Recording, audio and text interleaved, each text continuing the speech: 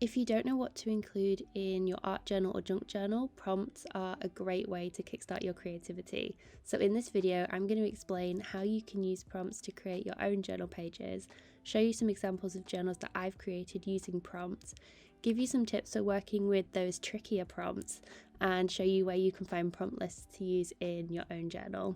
If you're new here, hi, I'm Meg and I create videos about creativity and art journaling.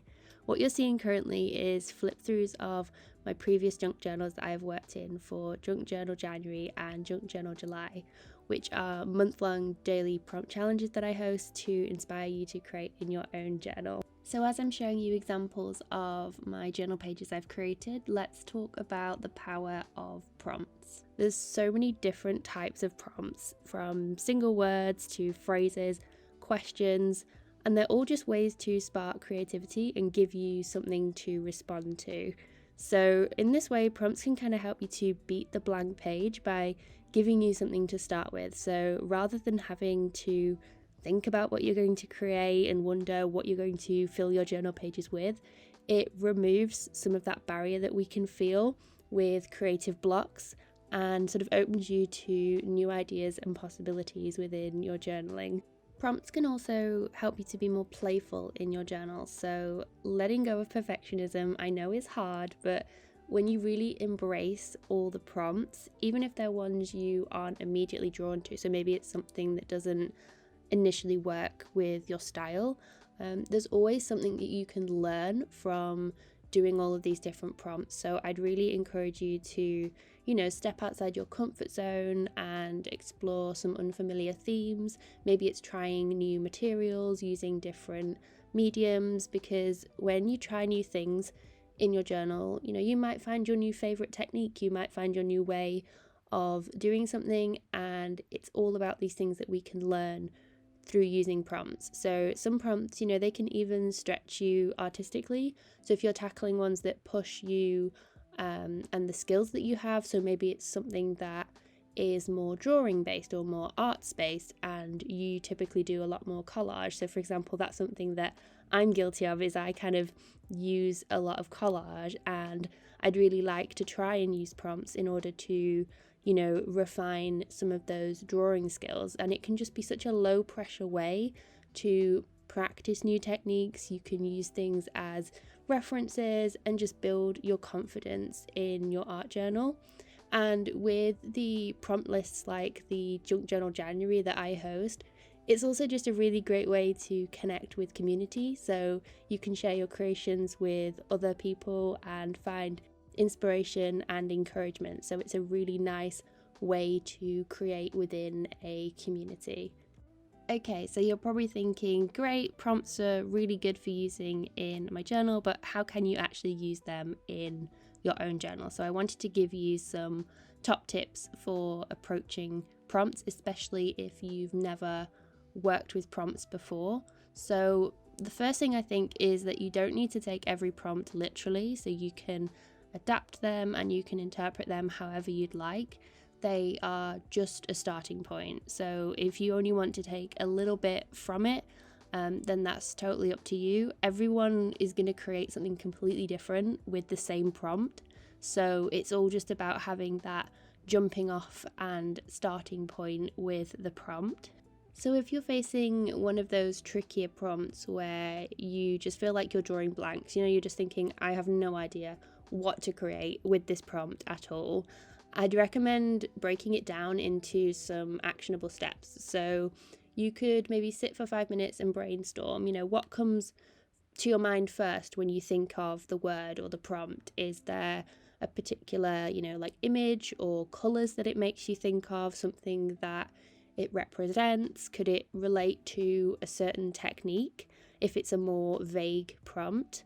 A lot of mine are quite open-ended intentionally, so that you can sort of just take it and run with it in whichever direction that you want to. But even prompts that are more literal, so for example, a particular colour scheme or a certain material, they can still be stretched to work in a way that suits your own journaling style. So think about experimenting with the materials that you have.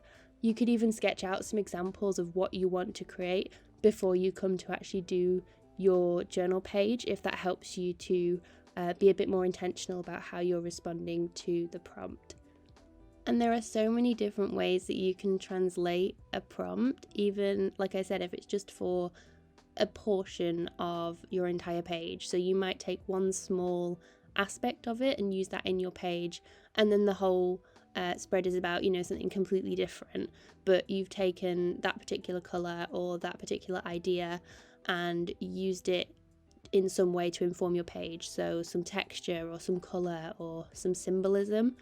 That's a really great way to respond to a prompt as well. Now, there's no right way to interpret a prompt, so if you are feeling stuck, you can just move on to a different prompt. But don't worry about creating something perfect. I think prompts are a fantastic way to practice, to make mistakes, and to learn.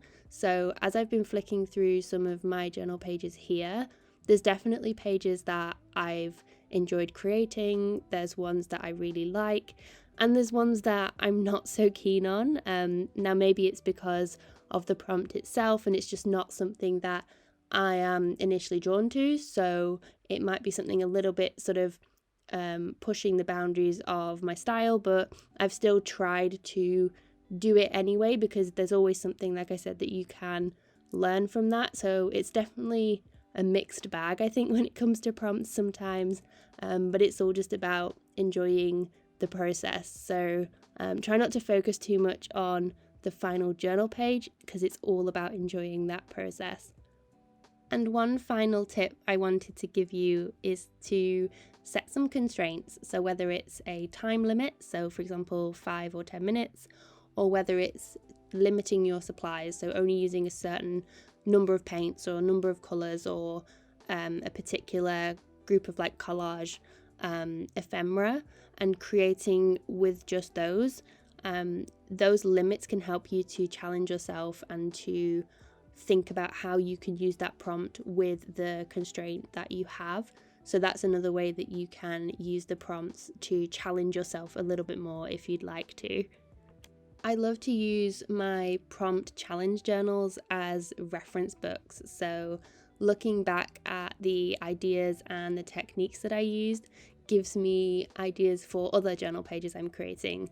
So for example, this is a no-sew accordion journal, which I've done a couple of. It's a really fun style if you haven't tried this sort of journal binding method. I've got a tutorial that I'll leave linked down below if you want to make one, but there's so many different interactive elements that I did on this page which I don't always do, and I wanted to just try new things, and so it just gives me a place where I can come back and think, okay, I really liked that technique or that page composition, how can I maybe use that in another page, or how can I use it but also in a different way, if that makes sense. So pulling inspiration from my own art journals is a really fun way to approach this challenge and just have them as reference books, especially if you're trying new techniques and using new materials. You can kind of see it as a bit of a documentation of the things that you've tried and things that you've learned. I hope this has inspired you to experiment with using prompts in your own journaling. As I mentioned, I'm hosting a month-long prompt challenge, Junk Journal January. It's totally free, so if you want to get involved, I'll leave all the information linked down below. And if you're joining in with the challenge, I hope you found this useful, as I know some of you have asked for some tips about using prompts and how you can go about doing that in your own journaling. But I think, as I've said previously, it's all just about having fun. So if you are joining me for the challenge, I really hope that you enjoy this creative month. I'm really looking forward to it, and I hope you have a wonderful rest of your day, and I'll see you guys in the next one. Bye guys.